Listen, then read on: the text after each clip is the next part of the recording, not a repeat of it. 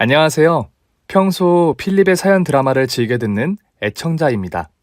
저희 부부는 이제 60대 후반을 향해 가는 나이들인데요.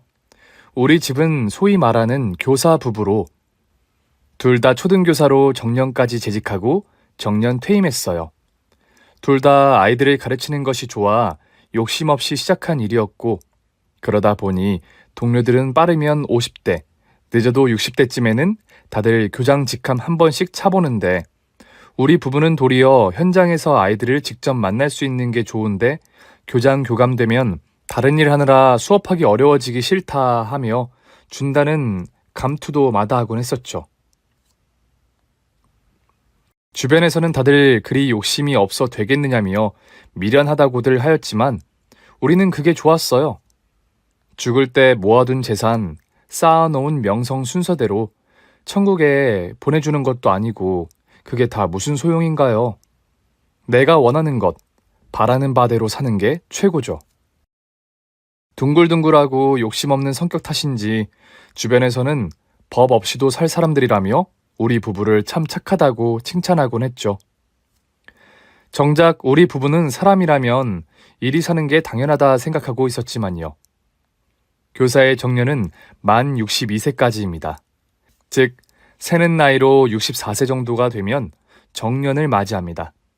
원래는 교사도 다른 공무원들과 같이 정년이 65세였는데 IMF 터지고 나서 한참 힘들던 시절에 교원 감축을 위해 이렇게 바뀐 것이 지금까지 유지가 된 것이에요. 사실 요즘은 아이들이 줄어들어서 교사가 넘치는 상황이니 앞으로도 정년이 다시 늘어날 일은 없을 것 같지만요. 어쨌든 솔직히 초등학교 교사 월급이 그리 많은 건 아니었지만 둘 다 평생을 교단에 섰던 교육 공무원들이기에 연금은 적잖게 나와 아쉬울 건 딱히 없었습니다. 알뜰살뜰하게 돈을 모아 자식들 결혼할 때 혼수는 물론 우리 부부 늙어 죽을 때까지 편히 살 집도 다 마련이 되어 있었으니까요. 거의 비슷한 시기에 정년퇴직을 하고 나니 처음에는 좋았습니다. 노후 자금도 충분히 모아두었고 한평생을 일만 했으니 이제사 휴식을 보상받는 마음도 홀가분하니 좋았죠. 그런데 그것도 처음 한두 달 뿐이었어요. 저희처럼 평생 일만 하며 살았던 분들은 공감하실 거예요.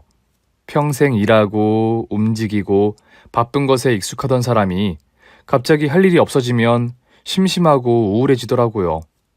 처음 한두 달이야 그동안 못했던 여행도 가고 데이트도 하고 나들이도 가면서 지낸다 하지만 그것도 순간뿐이지요.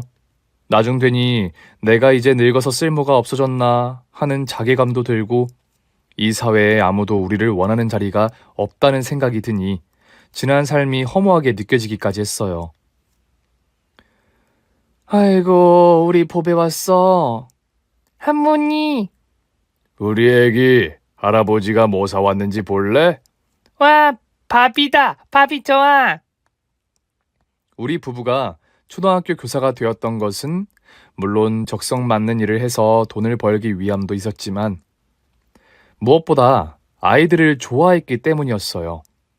하늘이 저에게 다른 복은 다 줘도 자식 복은 덜 줬던 모양인지 남들 너댓씩 낳고 살던 시절에 저는 아들 하나를 본 것이 끝이었고 학교에 출근하면 내 자식만큼 예쁘고 소중한 아이들의 고사리 같은 손을 잡고 다니는 것이 낙일 정도였으니까요.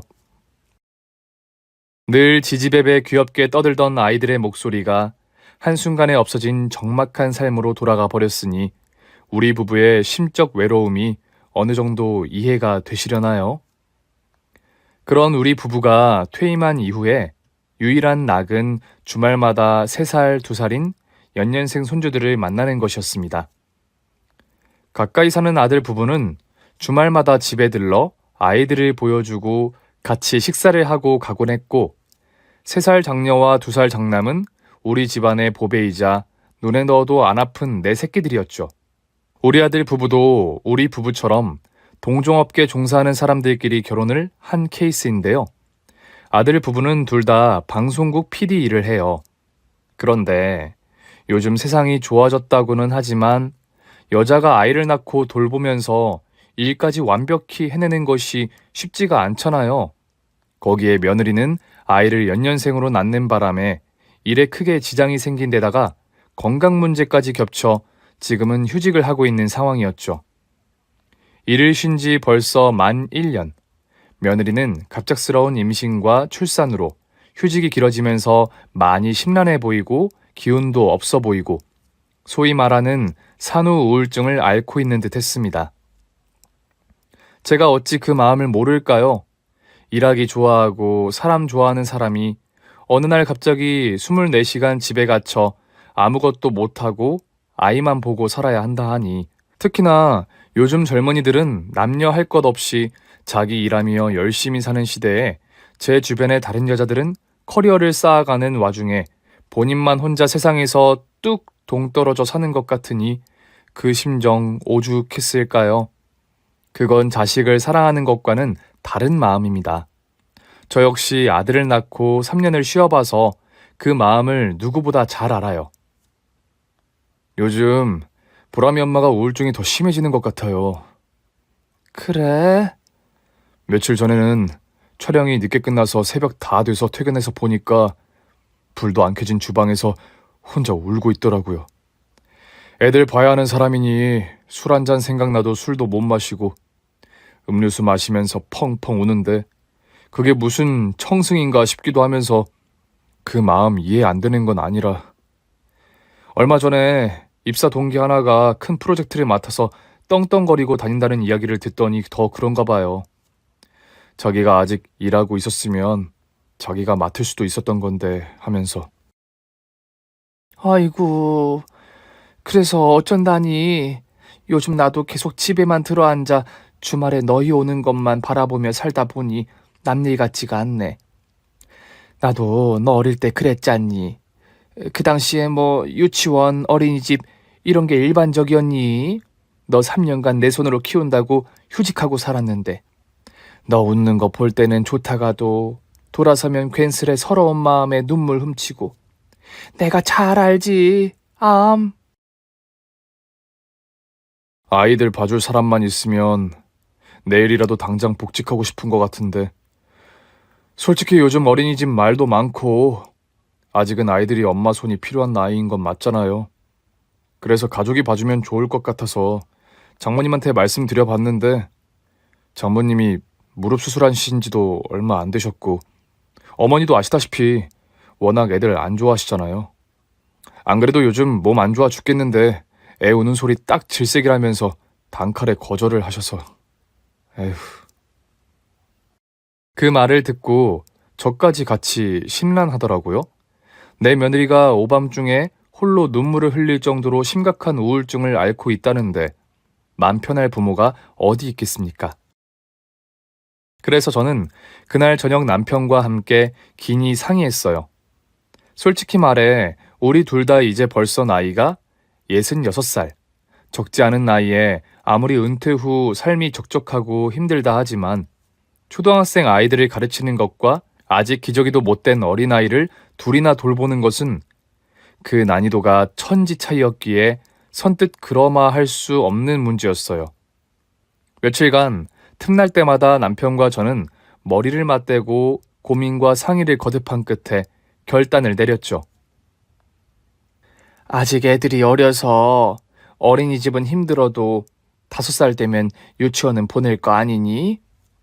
그렇죠. 그럼 우리가 애들 각자 유치원 갈 나이까지만이라도 봐줄까? 어머니, 그게 정말이세요? 그래. 솔직히 너희 아버지나 나나 이제 나이가 들어 쉽지는 않을 거야. 애들 주말에 하루 와서 노는 것도 놀아주고 나면 진이 빠지는데 매일 보는 게 어디 쉬운 일이겠니? 그래도 유치원 갈 나이 되면 요즘은 아이 돌보미 서비스? 이런 것도 잘 되어 있으니 퇴근 시까지 애 봐줄 사람 없어 걱정 안 해도 될 거고. 뭐 혹여나 야근하고 이러면 우리 집이 또 가까우니 잠깐 봐줄 수도 있는 거고 하지만 지금은 애들이 어려서 불안하다 이거 아니니. 그러니 2, 3년 정도는 우리가 돌봐줄게. 그래. 며느리가 복직 문제 때문에 우울증을 앓을 정도라는데 부모된 도리로서 우리가 모르는 척할 수가 없구나. 남 이야기 같지도 않고 벌써 휴직 2년 차에 들어가는데 여기서 더 늦어질수록 따라잡기 힘들어진다. 젊고 능력 좋을 때 어여 복직해서 자리를 잡아야지. 아버님, 어머님, 정말 감사해요. 아이고, 울기는 왜 울어? 이럴 때 돕고 살라고 가족이 있는 거 아니겠어? 보람이랑 가람이는 우리가 잘 돌봐줄 테니까 걱정하지 말고 자네는 이제 자네 일만 생각해. 어머니, 그냥 해달라는 건 염치 없는 짓이니 저희가 달에 70 드릴게요. 됐어. 벌이도 그렇게 넉넉지 않아서 맞벌이 한다는 애들이 무슨 돈을 또 이중으로 쓰려고 해? 아니에요. 애들 평일에 여기서 지내면 식비며 뭐며 추가 지출될 거 뻔한데 저희가 염치 없이 그냥 주시는 사랑 받을 수만은 없어요. 당장 복직해도 벌이가 확 늘진 않을 거라서 많이는 못 드려도 제가 자리 잡고 우리 생활에 여유도 생기면 더 늘려드릴게요. 아이고, 그럴 돈 있으면 주택 대출금이나 마저 밀어 넣어라. 아, 아버지, 그러지 마시고 우리 보람이, 가람이 그 돈으로 맛있는 거 더 많이 해주시고 하면 되죠. 요즘 인서울 아파트 하려면 빚 없이 가능한 젊은이들 거의 없잖아요. 우리가 돈이라도 수십억대 모아둔 사람들이면 몰라. 평생을 교편만 잡으며 욕심 없이 살았던 사람들이기에 10억이 훌쩍 넘는 아파트를 빚 없이 사주기엔 무리였죠. 때문에 아들 내외는 우리가 보태준 돈의 대출을 좀 해서 집을 얻은 상황이었고, 아이 둘에 아들내미 월급만으로는 생활이 간당간당한 상황이었으니 금전적 걱정도 있었을 거예요. 솔직히 이제 은퇴하고 노후 준비 다 끝난 늙은이 둘이 돈 쓸 일이 뭐 그리 많겠어요. 다달이 70 받아서 무슨 부귀 영화를 누리겠다고요. 돈이든 뭐든 바라고 한 거였으면 애초에 봐준다는 소리도 안 했을 거예요. 다 자식 생각하는 마음이었죠. 우리야 이제 사회적인 활동은 다 끝나 늙어 죽을 때까지 가난에 허덕이지만 않으면 그뿐인 은퇴자들이지만 자식들은 아직 앞길이 창창한 젊은이들이었으니까요. 거기다 며느리가 그렇게 마음고생하고 있다는데 모르는 척할 수가 있나요? 그리고 마침 은퇴 후 몇 년 동안 적적하게 지내면서 나까지 우울해지려던 찰나에 이렇게 예쁘고 귀한 우리 손주들 매일 보면서 함께 지내면 삶의 허무함, 무료함도 나아질 것 같았죠. 제 또래 혹은 저보다 인생 선배님이신 분들은 공감하실 거예요.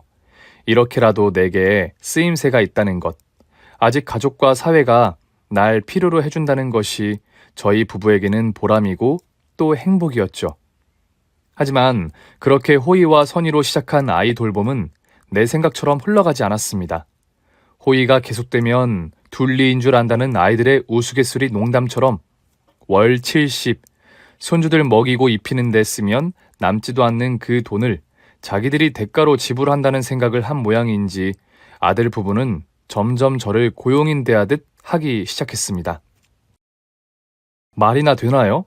베이비시터 써보신 분들은 아시겠지만 아침에 1시간 애들 등원 도우미만 해도 시급이 12,000원은 됩니다.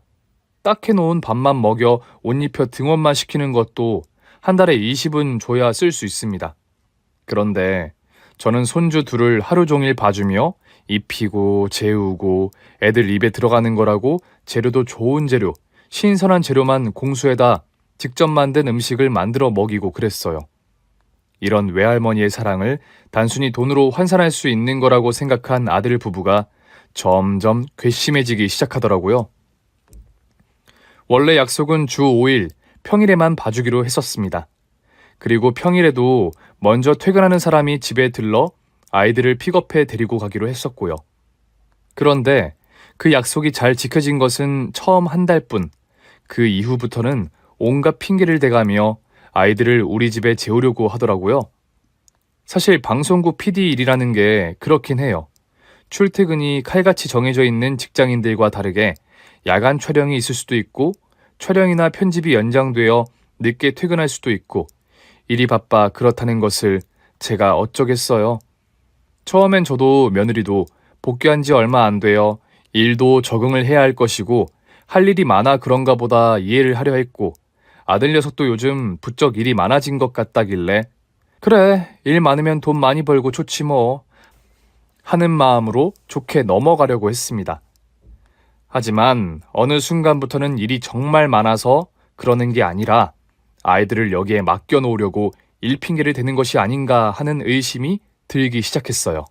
어떤 날은 밤 11시가 되어서 두 부부가 술 냄새를 풀풀 풍기며 같이 와서는 회식이 어쩌고 하는 소리를 해대길래 저런 상태로 애들 데리고 가봐야 돌보기는커녕 애들한테 안 좋은 영향만 끼치겠다 싶어서 그냥 재우겠다 하고 보냈었고 또 어떤 날은 분명히 회사가 아닌 것 같은 소리가 들리는데도 회사라고 거짓말을 하길래 모르는 척 넘어가 주기도 했고요. 그런데 이것들은 부모의 호의와 사랑이 계속되니 당연한 권리인 줄 알았던 모양인지 나중에는 뻔히 집에 퍼질러 누워 TV 보고 있는 게 티가 나는데도 주말 출근을 한다고 거짓말까지 해가면서 평일 저녁에 우리 집에서 재운 아이들을 데리러 가려고 하지 않더군요. 그러다 보니 자연스럽게 토 일요일에도 두 손주는 우리 집에 있게 되었고 팔자에도 없는 연년생 어린아이들 365일 육아 지옥이 이 나이에 시작된 겁니다. 그것뿐이면 제가 이렇게까지 스트레스를 받지는 않아요. 어머니, 저 지금 퇴근하는 길이에요. 보람이 가람이는 잘 있죠? 그래, 막 밥 먹이고 씻기던 참이었어. 애들 씻기고 말리면 시간 딱 맞겠네. 어머니는 식사하셨어요? 나? 난 아직 안 했지. 그럼 어머니 식사 챙기시는 김에 제 것도 좀 부탁해요. 뭐? 저녁 안 먹었어? 애들 데리러 가려고 부랴부랴 퇴근하는 길이죠. 어차피 어머니도 드셔야 하니까 그 김에 제 것도 좀 부탁드려요. 아, 보람이 엄마도 지금 퇴근하는 길이라고 했으니 저랑 비슷한 시간에 도착할 거예요. 아이들이 저희 집에 있으니 당연히 아들 부부는 퇴근길에 바로 우리 집으로 넘어왔고 그러다 보니 어느 순간부터는 저런 시답잖은 핑계를 대면서 밥까지 얻어먹고 온 식구가 밤늦게까지 퍼질러 있다가 제가 집에 안 가? 하고 잔소리를 하고 나서야 미적미적 일어나 기어나갔죠. 예쁜 자식들이 왔는데 밥상에 수저 하나 얻는 게 뭐가 그리 어려운 일이냐고 하실 분들도 있으실 테지만 평생 주부로 살아왔던 엄마들은 제 마음 이해하실 겁니다. 두 노인네 밥상 별거 없어요. 오늘 아침에 먹었던 거 그대로 재탕해 먹고 어제 저녁에 먹고 남은 찌개에 햄만 몇 개 더 넣어서 우려 먹고 그럽니다. 그런데 애들한테 우리가 먹다 남긴 걸 또 어찌 줍니까? 뭐라도 하나 새로 해서 상에 올려야 되잖아요. 그러면 손주들 먹인다고 한 번, 자식 부부 먹인다고 한 번, 밥만 하루 저녁에 2번을 해야 해요. 그리고 다 커서 30이 넘었으면 인간적인 도리로다가 부모님 댁에 와서 밥을 얻어 먹었으면 설거지는 해야 예의 아닌가요? 그런데 이것들은 일하고 와서 피곤하다는 핑계로 설거지조차 나 몰라라 하고 부모 집에 와서는 애들이 소리를 지르던가 울고 떼를 쓰던가 난장을 피우던가 애들은 신경도 안 쓴 채 내일 모레 70인 내가 밥에다가 수저까지 얹어줘야 상전처럼 겨우 밥을 먹고는 또 상전처럼 퍼질러 앉아 애들 케어는 우리 부부에게만 맡겨놓고 TV나 보면서 놀다 가요. 하루는 제가 승질이 나서 그랬죠. 야, 이 인정머리 없는 것들아! 인간적으로 밥을 처먹었으면 설거지는 해야 할 거 아니니? 나는 언제까지고 젊어? 나 이제 환갑이 넘어도 한참 넘은 나이야. 내가 2-3살 먹은 어린 손주들도 아니고 30 넘은 니들 저지른 것까지 닦아주고 다녀야 하니? 아, 어머니, 또 무슨 말씀을 그렇게 하세요? 맞아요. 저희가 생활비 넉넉히 드리잖아요. 뭐? 생활비? 꼴랑 70? 사회생활 한다는 것들이 물가 상승률은 생각 안 하니? 너희 네 식구 먹는 밥값만 한 달에 50은 들 거다. 인건비도 안 나오는 소리 하지 말고 당장 궁뎅이 띄고 네 새끼들이 어질러 놓은 장난감 치우지 못해?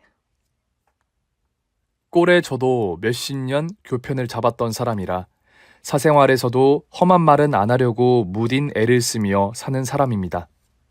말버릇은 곧 습관이니 집에서 함부로 하는 것, 한참 배울 나이인 아이들 앞에서 실수라도 한마디 했다가는 애들은 그걸 금세 배워버리니까요.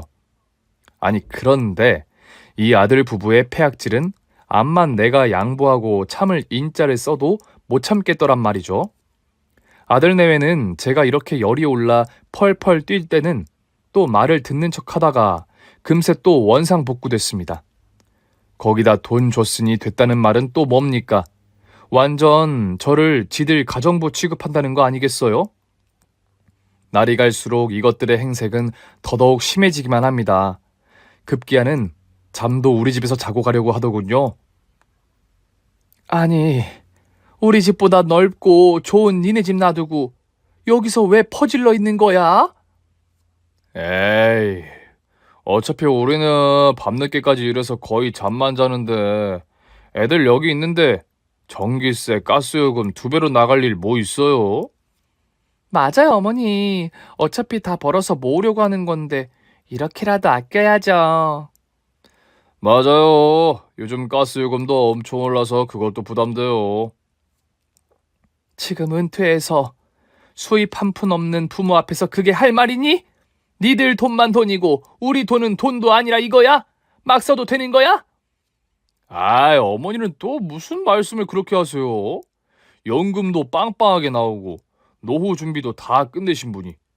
그리고 또 우리 부부 잘 나가서 돈 잘 벌게 되면 어련히 알아서 챙겨 드리려고요. 맞아요, 어머니. 이번에 예능국에서 대형 프로젝트 하나 나가니까 좀만 기다려 보세요. 저희가 호강시켜 드릴게요. 호강. 그런 건 바라지도 않아요. 제발 이젠 그만 좀 괴롭혔으면 하는 마음뿐이더라고요. 왜 주변에서 제가 손주들 봐준다 하니 경험자들이 발 뻗고 말렸는지 이해가 가기 시작하더라고요. 낳았다고 다 부모가 아니듯 자식이라고 해서 이리 부모에게 바라기만 해서는 안 되는 거 아닌가요?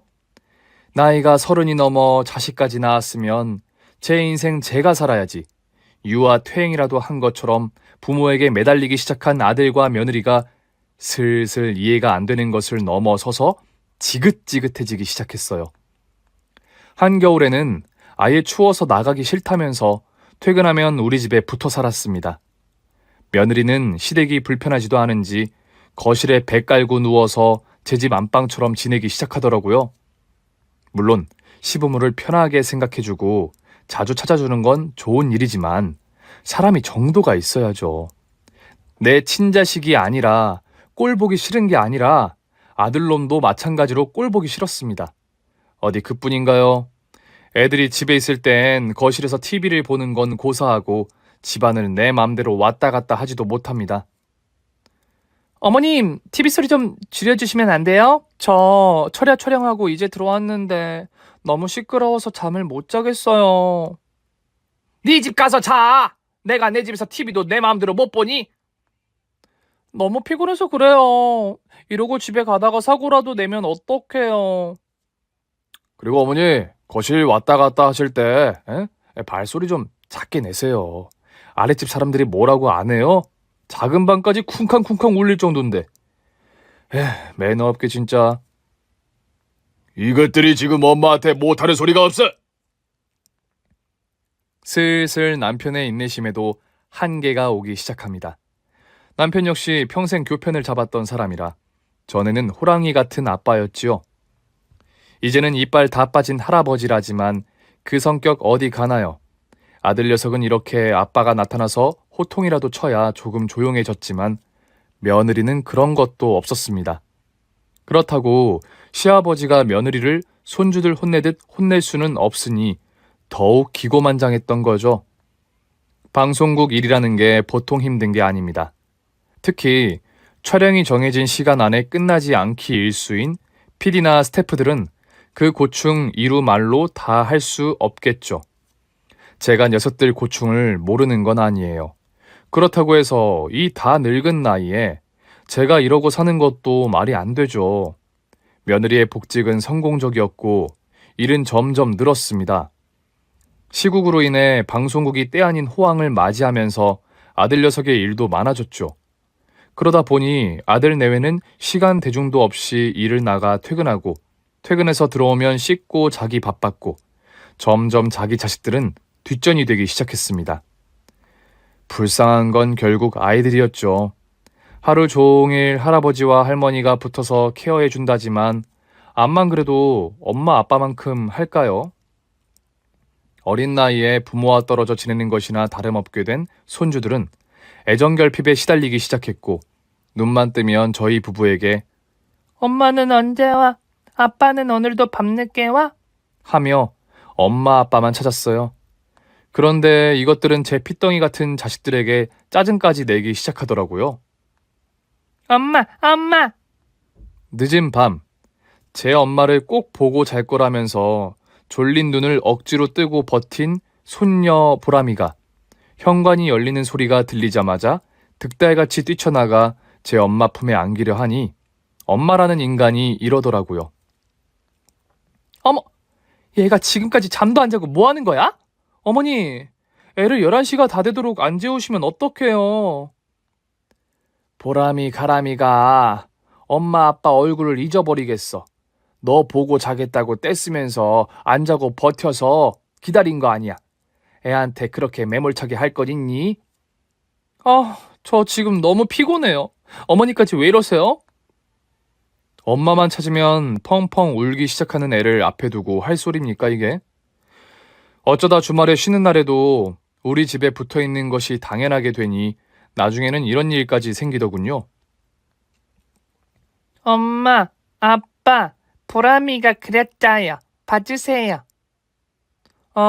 얘가 아침부터 왜 이래. 할머니한테 놀아달라고 해. 할머니는 봤자요. 이거 엄마 아빠 그린 건데. 어머니! 어머니! 뭐 하세요? 저희 지금 방향분 확인하고 있는데 보람이 좀 봐주세요. 정말 애가 앞에서 알짱거리니까 집중이 안 되네. 그쯤 되니 여기가 아예 자기들 집이라고 착각하기 시작한 모양인지 그나마 옷은 집에서 갈아입고 오던 것들이 아예 옷까지 가져와 모으기 시작합니다. 당연히 우리 집에서 출퇴근을 다 하니 드라이 클리닝도 여기서 맡기기 시작했죠. 그것뿐이면 말을 안 해요. 이젠 클리닝비도 저보고 내라 하기 시작하는 겁니다. 그것도 아주 교묘한 수법으로 은근슬쩍 이 핑계 저 핑계로 저한테 떠넘기기 시작했죠. 5,000원, 8,000원, 10,000원이 적은 금액 같아도 일주일에 몇 번씩 두 사람 몫이 되면 저희같이 수입 없는 은퇴자들에게는 무시 못할 금액입니다. 이런 일이 몇 개월이 이어지니 이젠 아주 고작 70 주고 저들이 상전인 것처럼 굴더군요. 어머니, 저 오늘은 미나리 무침 생각나네요. 그러고 보니 소고기 장조림도 좀 부탁드려요. 가람이가 좋아하더라고요. 이젠 아주 나를 무슨 가정부처럼 부리려고 하니? 니들이 먹고 싶은 거 니들이 해먹어. 손이 없어 발이 없어. 생활비 드리잖아요. 그게 어떻게 생활비야? 아이들 봐주는 베이비시터 값이지. 그리고 요즘 베이비시터 하나 쓰려면 한 달에 수백을 줘야 해요. 이건 생활비도 인건비도 아니고 도리어 적자야 적자. 니들이 먹고 쓰는 것만 해도 달에 100은 들어가는 판국인데 어디서 돈 이야기를 해? 이 양심도 없는 것들이. 이번에 보너스 나오면 좀 더 챙겨드릴게요. 그딴 거 다 필요 없으니까 애들 데리고 짐 싹 챙겨서 나가. 아니 어머니, 어떻게 부모 자식 사이에 그렇게 돈 쪽으로만 생각하세요? 저 너무 서운하네요. 서운한 건 나야 이것들아. 어떻게 다 늙은 부모를 이렇게 경제적으로도 심적으로도 노예처럼 부려먹을 수가 있어? 그렇게 갈등만 쌓여가던 어느 날이었습니다. 큰돈 들어갈 일이 생기고 말았어요. 바로 남편의 치아 문제였습니다. 남편은 원래 젊을 때부터도 치아가 워낙 약한 사람이라 이쯤 저쯤 돈이 제법 깨졌는데 이제 나이가 들고 치아들도 하도 떼어놓고 해서 더는 유지가 힘든 상황까지 가서 얼마 전부터는 고기는 제대로 씹어먹지도 못할 정도로 고생하고 있었어요. 병원에 가니 아직 틀리하기에는 나이가 애매하여 임플란트를 권했는데 글쎄 그게 2천만 원 가까이 견적이 나오지 뭡니까? 진즉에 치아 보험이라도 하나 들어놓을 걸 하는 후회가 막심했으나 이미 때는 늦었죠. 남편은 음식을 제대로 먹지를 못하니 사람이 나날이 수척해져 갔어요.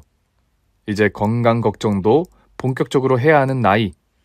영양 섭취를 마음껏 못하니 사람이 나날이 말라가더라고요.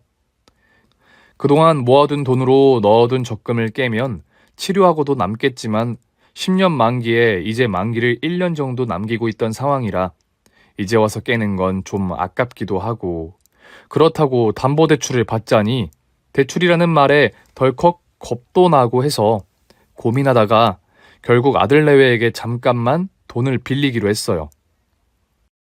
네 아버지 저렇게 힘들어 하시는데 더 미뤄선 안 될 것 같다. 임플란트 치료 그것도 보통 아프고 힘든 게 아니라는데 하루라도 빨리 해야지. 딱 1년만 빌려주면 적금 만기 되는 날 이자 쳐서 갚으마. 그러며 저는 미심쩍어하는 녀석들에게 적금 통장까지 보여줘서 액수 확인을 시켜주고 차용증까지 쓰고 나서야 돈을 빌려 남편의 임플란트 치료를 시작할 수 있었습니다. 그런데 이게 웬일인가요? 돈을 빌려주고 나서는 그것을 약점으로 잡았다고 생각한 모양인지 폐악이 더 심해지기 시작했어요. 세상에 이런 상전들이 따로 없습니다. 사채업자도 이런 식으로 사람 괴롭히진 않을 것 같더라고요.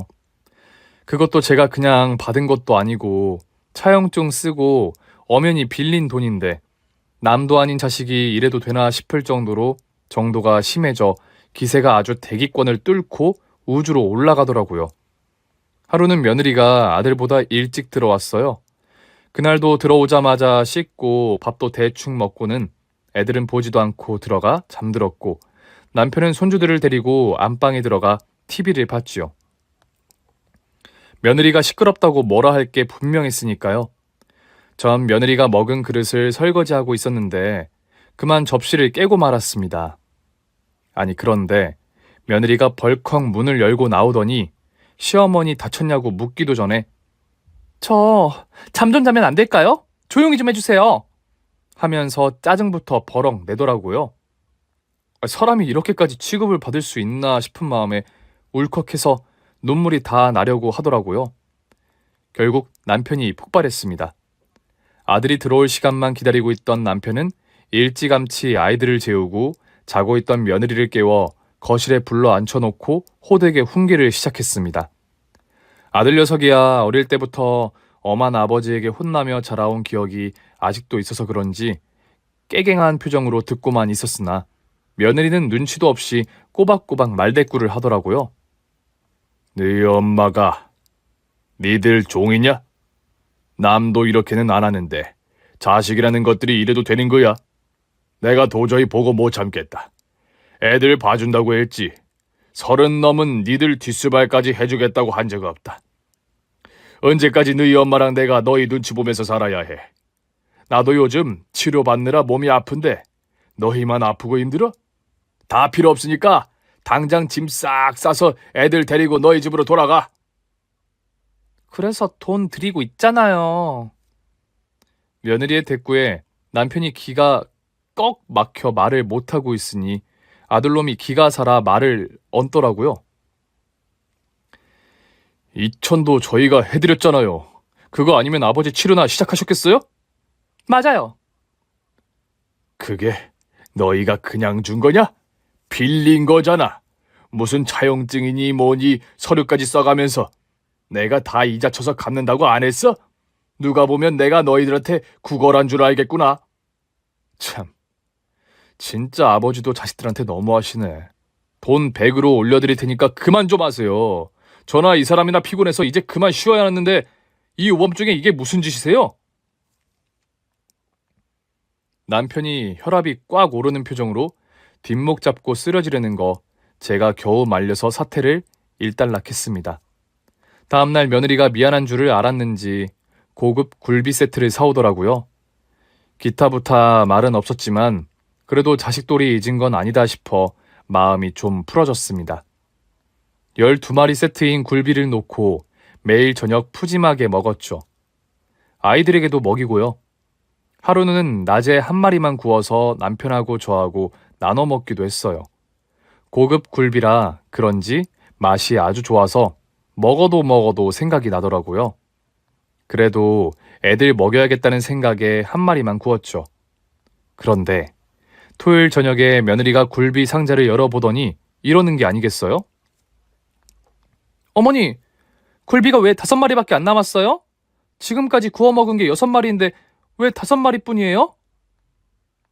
아, 그거 나랑 너희 아버지가 낮에 한 마리 구워서 점심으로 나눠 먹었는데 그제? 왜 그걸 제 허락도 없이 구워 드세요? 염치가 있으셔야지.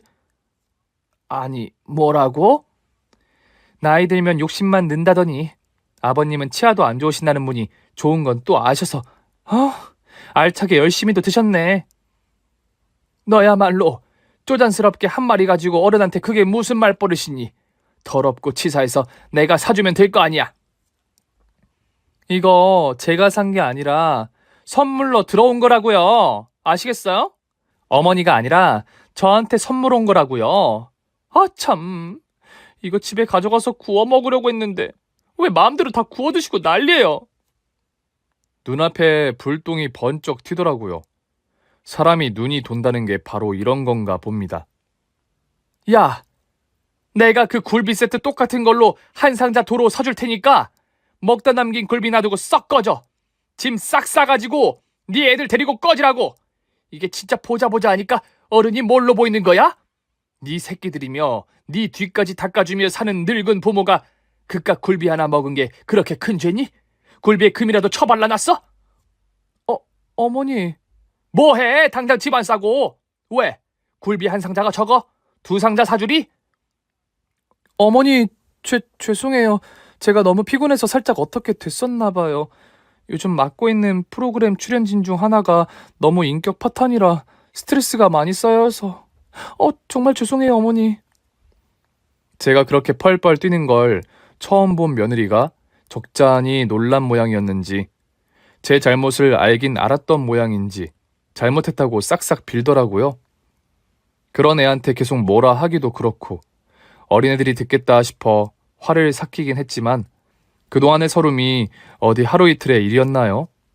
그러고 며칠은 또 눈치가 보이긴 했는지 퇴근 후 제 집에 애들을 데리고 가는 척 하더라고요.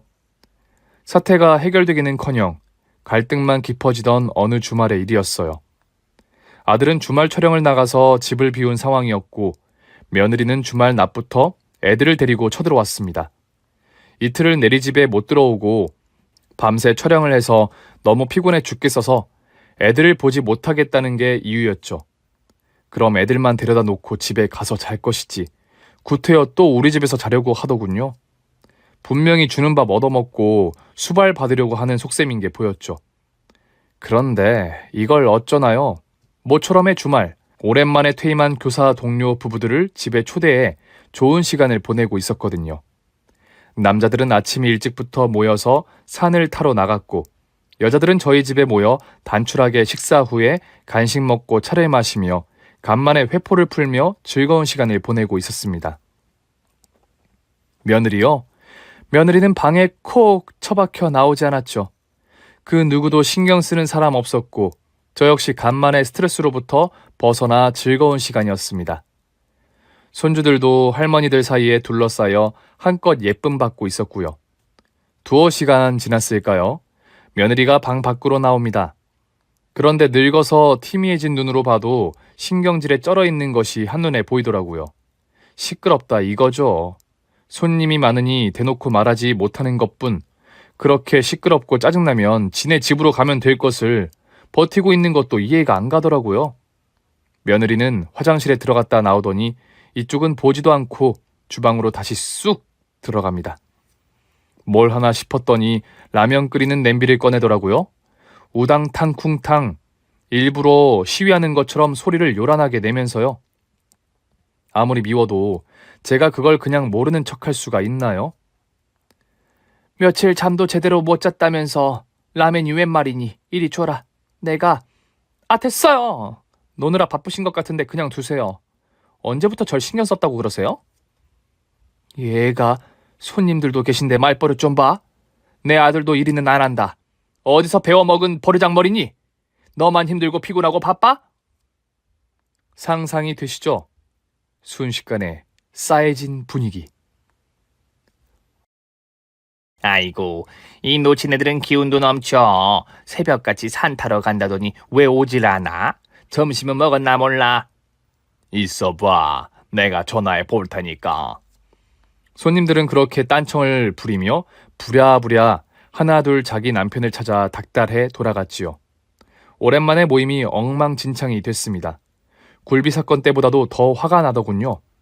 이젠 애들이 듣거나 말거나 눈이 뵈는 게 없더라고요, 저도. 이게 지금 너 무슨 짓거리니? 해도 너무하는구나. 처음에는 시댁을 네 집처럼 편히 생각하고 날 네 부모처럼 편히 생각한다 싶어서 귀엽게 봐주려고 했고 나도 애들 보는 건 좋고 행복해서 참으려고 했다만 도저히 못 넘어가겠다.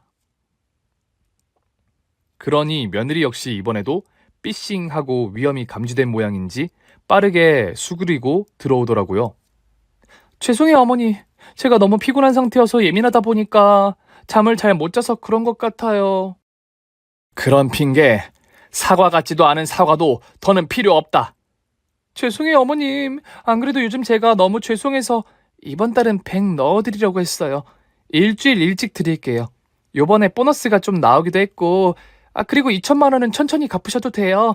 저희는 급한 거 없으니까요. 여기서 돈 이야기가 왜 나와? 그깟 돈 좀 빌리고 너한테 애들 돌봄비 몇 푼 받는다고 너 진짜 내가 무슨 거렁뱅이처럼 보이니? 그런 거 아니에요, 어머니. 무슨 말씀을 또 그렇게 하세요. 그런 게 아니긴 뭐가 아니야. 내가 너희한테 한 달에 70씩 줄 테니까 니들이 우리 부부 모셔봐. 내가 너희들한테 하는 것까진 바라지도 않아. 그 반의 반만이라도 네가 할 수 있겠니? 고작 70이 어쩌니 하면서 불평불만이나 하고 괴롭히기나 하겠지. 어머니, 제 이야기 좀... 더 들을 것도 없다.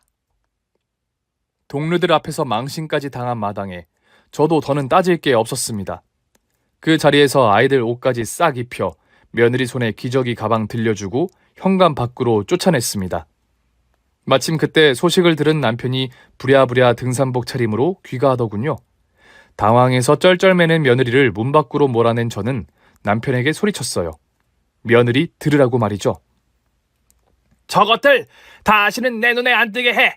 만일 저것들 다시 집안에 들이면 암만 당신이라도 다신 안 보고 살 거야. 이혼이야. 알았어?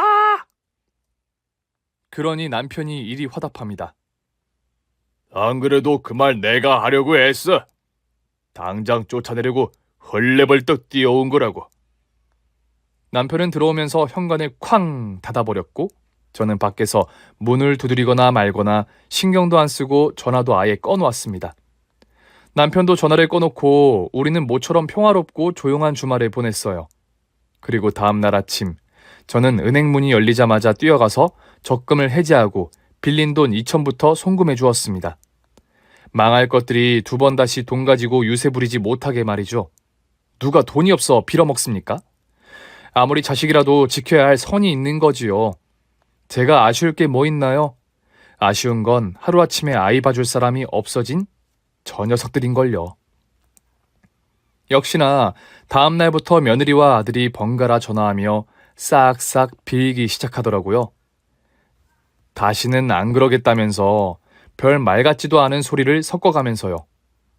어머니, 정말 다시는 저희가 안 그럴게요. 그동안 어머니가 너무 잘해주시니까 버릇없이 굴었던 것 같아요. 다시는 주말에 찾아가거나 하지 않을 테니 평일만이라도 봐주시면 안 될까요? 지금 와이프 복직하고 자리 막 다시 잡았는데 아이들 당장 이렇게 되면... 어린이집 보내. 그리고 평일도 매일 야근이니 특근이니 하면서 밤늦게 새벽 늦게 온다는 핑계로 하루 종일 맡기지 않았니? 이젠 어림없다. 어머니, 저희가 용돈 120으로 올려드릴게요. 제발 부탁 좀 드려요. 이게 아직도 정신 못 차리고 누굴 돈에 환장한 수전노 취급을 하네? 120이 아니라 1200이라도 어림없으니 다른 데 가서 알아봐. 꼴의 자식을 끔찍이 여기는 부모 타이틀은 버리고 싶지 않았는지 끝까지 어린이집에 보낼 생각은 안 하더군요. 솔직히 나 같으면 어린이집이라도 보낼 겁니다. 그게 아이들을 진정 위하는 길 아닌가요? 아이들을 위해서 돈 버는 거 아니었나요? 그러나 제가 아이들을 봐주는 동안 애들을 귀찮게 여기며 저에게 다 떠넘기던 두 부부의 태도를 보면 지들 말처럼 진짜 마음으로 아이들을 아끼는 것 같지도 않았죠. 그냥 지들 마음 편하자고 자기들 마음에 짐 덜 자고 그러는 게 눈에 뻔했으니까요. 결국 아이들을 맡길 데는 없고 그렇다고 베이비시터를 쓰자니 돈 감당이 안 된 두 사람은 친정집에 가서 싹싹 빌고 매달렸나 보더라고요. 요즘 입주 베이비시터 비용이 외국인을 써도 300은 드는데 지들 능력으로 감당도 안 될 뿐더러 외국인이 눈에 차기나 했겠어요. 꼴의 허세들에만 찌들어서는 사돈은 처음부터 몸이 안 좋아 애들은 못 본다고 극구 사양했던 분이었기에 두 사람은 정말 손이 발이 되라 빌어서 겨우 허락을 구했다고 합니다. 그것도 월 200을 드리는 조건으로 말이죠. 사돈이 너무한 거 아니냐고요? 얼마 전에 무릎 수술을 하셔서 몸이 좋지 않으신 분인데 받아들이는 것만으로도 어딥니까? 사돈댁은 바깥 어른이 먼저 세상을 떠나셔서 지금은 안사돈 혼자 살고 있거든요. 안 좋은 몸으로 애들까지 보려 하니 그게 돈으로 감당이 됩니까? 안 되죠. 결국 아들 부부는 저희 집에서 그랬던 것처럼 안사돈 집으로 짐을 싸 거의 이사를 간 것처럼 같이 살고 있다 하더라고요. 저처럼 안사돈도 부려먹고 있는 거 아니냐고요? 아니요. 완전 반대라고 합니다. 안사돈께서 하루 종일 애들한테 시달리는 것만으로도 미치고 팔짝 뛸 노릇이라며 하루에도 10번씩 며느리 아들에게 전화해 호통을 치는 통에 며느리는 퇴근하면 쌩하니 사돈집으로 출근해서 아이들 먹일 음식부터 어머니 드릴 몫의 반찬까지 해다 바쳐야 하고 집안 살림까지 살아주고 있다고 하네요. 아들은 또 어떻고요? 아예 가사 분담을 해서 청소, 빨래, 분리수거를 아들놈이 담당해서 한다고 합니다. 참, 사돈도 편찮으신 몸으로 그것들 인간 만드신다고 고생이 많지요? 저희 집에 있었을 때 살림 살아주는 것까진 바라지 않았어도 자식도리의 기본만 했어도 지금도 싼값에 편하게 애들 맡기며 살 수 있었을 텐데. 어쩌겠어요. 지들 팔자인 것을. 이래서 사람이 만보를 곱게 써야 하는 겁니다. 뭐 며느리 입장에선 자기 엄마이니 효도하는 셈치고 살아야겠죠. 이 사연을 들어주시는 여러분께서도 평소 가장 가깝고 편한 사람, 내게 잘해주는 사람을 무시하고 하대하지 않고 편한 만큼 다정히 대해주셨으면 좋겠네요. 오늘 준비한 사연은 여기까지입니다. 재미있게 들으셨다면 구독과 좋아요, 알림 설정까지 눌러주세요. 그럼 저는 다음 사연으로 찾아뵐게요. 오늘도 건강하고 행복하세요.